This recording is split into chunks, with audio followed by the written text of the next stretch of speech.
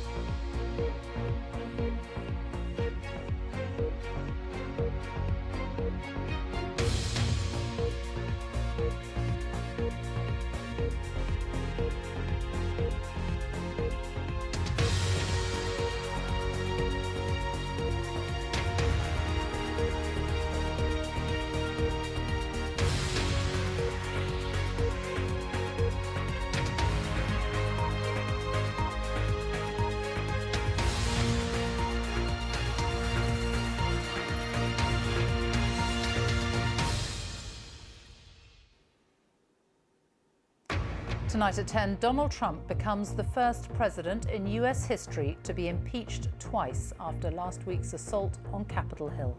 The motion to reconsider is laid upon the table. 10 Republicans join Democrats in voting for the president to face trial for inciting insurrection.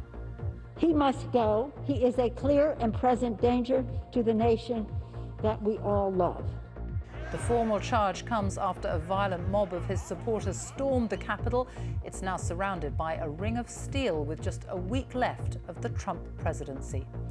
The other main story tonight, the UK records its highest daily death toll since the pandemic started. More than 1,500 people have died. The Prime Minister warns that there's a very substantial risk that intensive care units could be overwhelmed as doctors plead for the public to stay at home. I think people really don't understand what the real impact of what they're doing is, that so many patients are ending up in hospital, and so many of the patients that are ending up in hospital are ending up incredibly sick in intensive care beds. Completely unacceptable, says the Prime Minister, as he promises immediate action to address food parcels provided to some children who get free school meals in England. And beating the odds and fulfilling a dream, Britain's Francesca Jones has a rare genetic condition, but it hasn't stopped her qualifying for the Australian Open.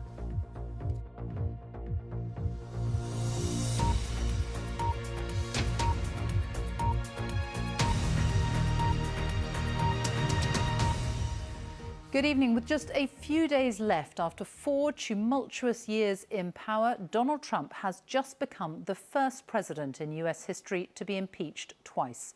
Members of the US House of Representatives have formally charged him with inciting insurrection after last week's deadly assault by his supporters on the Capitol.